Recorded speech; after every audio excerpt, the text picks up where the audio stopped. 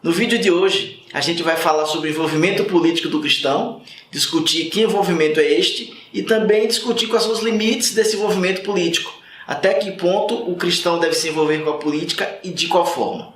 O meu nome é Wagner Francesco, eu sou advogado e teólogo, seja bem-vindo ao nosso canal. Como eu sempre digo, a teologia sem crítica é a arma do fundamentalismo.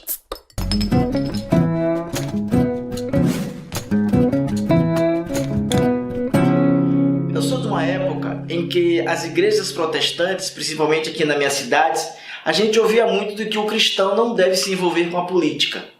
E sempre esse discurso era baseado naquele texto de João, capítulo 8, versículo 23, onde Jesus dizia, eu não sou deste mundo.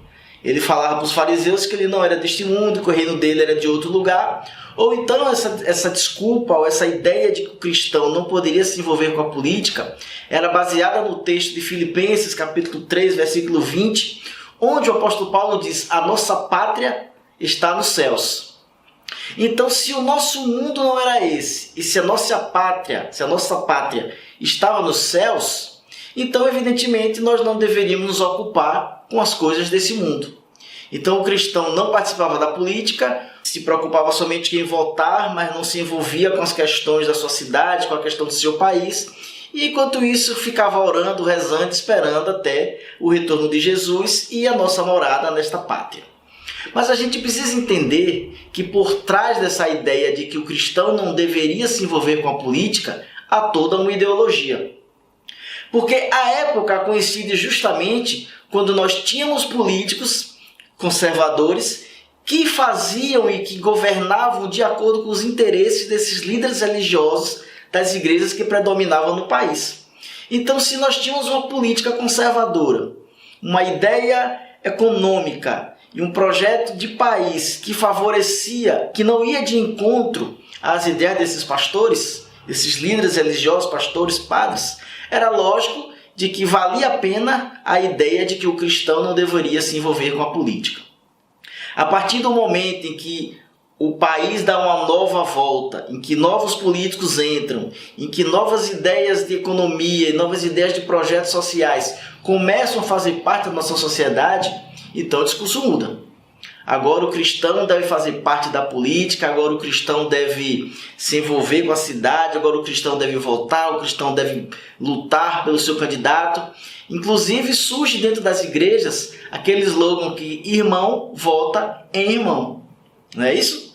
Então a ideia de que o cristão não deveria se envolver com política coincide com a data em que a política vigente estava favorecendo as igrejas cristãs. Mas aí é que a gente tem que dizer o seguinte, o cristão deve sim se envolver com a política. O cristão sempre teve, a partir da Bíblia, o direito de se envolver com a política. Se nós formos olhar o texto de Provérbios, capítulo 29, versículo 2, a Bíblia diz que quando o justo governa, o povo se alegra. Mas quando o ímpio governa, o povo geme. Então, por esse texto, a gente já entende de que o cristão deve se envolver. O cristão que tem a justiça como horizonte, a justiça como alvo, ele deve se envolver com a política numa proposta de que tenhamos uma sociedade mais justa e mais igualitária. Um grande exemplo que a gente pode citar é o texto do rei Salomão. O conhecido rei Salomão, quando lá no 1 Reis, capítulo 3, versículo 9, ele começa a falar com Deus de que ele está insatisfeito, que ele está preocupado, porque ele é muito jovem e ele não sabe governar a sua cidade. E aí Deus garante a ele um pedido como festejo, como benefício pela sua entronização. E o que Salomão pede são duas coisas. Primeiro, coração justo e segundo, discernimento entre o bem e o mal.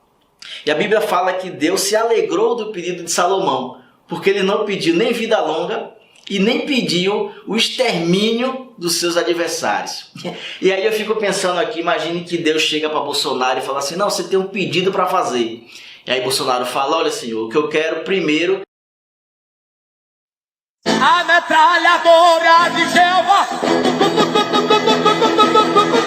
é que a petralhada seja metralhada e que eu quero que essas minorias acabem com esse mimimi e que todas as minorias sejam submissas à maioria. né? Imagine se ele não dá essa ideia assim. Porque o princípio é que nós tenhamos sabedoria ao agir politicamente em nossa sociedade. Se a Bíblia prega, se Jesus prega que a gente precisa ter uma comunidade unida, uma comunidade com menos desigualdade, é com esse propósito que a gente tem que se envolver politicamente. Mas aí a gente vai falar do quê? Da atividade política desvirtuada. Porque a partir do momento que os cristãos, que muitos dos cristãos e desses líderes religiosos que fazem sucesso, que ganham dinheiro, começam a se envolver com política, eles começam a se envolver com política de uma forma totalmente desvirtuada, de uma forma apolítica. E aqui eu trago para vocês um livro da Andrea Dipp. O livro é Em Nome de Quem? A Bancada Evangélica e o Seu Projeto de Poder. A Dipp, a autora, diz o seguinte: é importante apenas garantir por hora que a canalice santificada, realizada e legitimada em nome de Deus, seja desmascarada, para que no futuro não tenhamos grandes prejuízos. Qual é a ideia desse livro? A Dipp vem dizer, a Andrea Dipp, diz que há todo um projeto de poder nesse envolvimento religioso, nesse envolvimento político das igrejas dentro do Congresso, a chamada bancada evangélica. Não há proposta de país, não há proposta de bem social. O que as pessoas querem, o que esses religiosos estão querendo ao promover a atividade política na bancada religiosa é colocar os dogmas da igreja dentro do ordenamento jurídico. Muitas vezes são dogmas que não têm amparo nem na teologia. Inclusive é bom que se diga que esses líderes religiosos, eles têm aversão a teólogos, assim como tem aversão a cientistas, e eles querem impor os dogmas dentro do ordenamento jurídico. E aí, por exemplo, se a igreja considera que sexo antes do casamento é pecado, e aí eles colocam então leis e colocam ordenamentos que façam com que o sexo antes do casamento não seja apenas uma questão moral, mas se torne uma questão de problema jurídico. Aí vem a questão do aborto, vem a questão da homoafetividade, né? Se eles consideram que a homofobia é pecado, então eles querem impor leis que punam pessoas que são homoafetivas. Se o aborto eles consideram pecado, eles querem impor leis que considerem o aborto questão criminal. Mas aí é que está o problema. O envolvimento do cristão não é visando esse propósito. Não é a fim de que a gente coloque nossos dogmas dentro do Estado. Porque o envolvimento do cristão deve estar limitado à separação entre o Estado e a igreja. Quando a Constituição garante a nós religiosos e as pessoas que não são religiosas que estão assistindo o vídeo, quando a Constituição garante a liberdade religiosa, o que ela está garantindo é a liberdade de cultuar dentro dos limites da religião. A liberdade religiosa não dá direito da religião ultrapassar esse limite e impor os dogmas dentro do Estado. Por isso é importante que o cristão se envolva sim com a política, mas se envolva com a política de modo que a nossa sociedade ganhe com essas coisas, ganhe com a justiça, ganhe com a igualdade. Mas a partir do momento que a gente usa o Estado para a gente impor os nossos dogmas, aí a gente não está mais fazendo política, né? Porque se a gente for olhar o termo grego de política, vem de polis, que é a organização da cidade, a organização do Estado. Quando a gente impõe nossas crenças dentro do Estado, a gente está deixando de organizar a nossa cidade.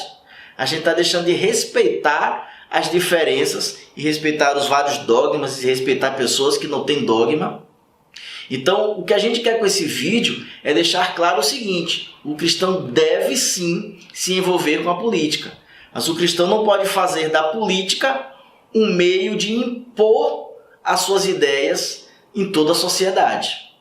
Então eu espero que você, após assistir esse vídeo, deixe o seu comentário, deixe o seu like, diga aí o que é que você acha, se você acha que o cristão deve se envolver com a política e se você acha que as ideias religiosas devem fazer parte do arcabouço estatal. O seu comentário é muito importante. Deixe o seu like, compartilhe, se inscreva no canal, ative aí o sininho, porque sempre quando tiver um novo vídeo, vocês serão notificados. Muito obrigado e até a próxima.